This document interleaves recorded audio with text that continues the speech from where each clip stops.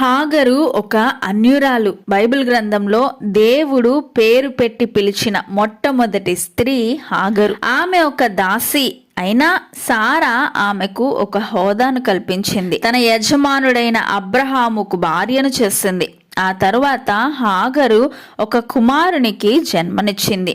హాగరు స్వభావంలో మార్పు వచ్చింది. సారాను హేళన చేసింది. ఇస్సాకు పాలు విడిచిన దినమందు అబ్రహాము గొప్ప విందు చేశాడు. హాగరు కుమారుడైన ఇష్మాయేలు పరిహసించాడు. ఇక సారా తట్టుకోలేక హాగరును వెళ్ళగొట్టింది. హాగరు వెలువేతకు గురైంది. హోదాను కోల్పోయింది. భర్త తోడు లేదు. కుమారునితో అరణ్యములో తిరుగుతుంది. అయితే ఆమె తన కుమారుని కొరకు విలపించింది. దేవుడు ఆమె మొరను విని ఇస్మాయేలును ప్రాణహాని లేకుండా చేసి ఆశీర్వదించెను. పిల్లల క్షేమము కొరకు ప్రార్థించుట తల్లి బాధ్యత.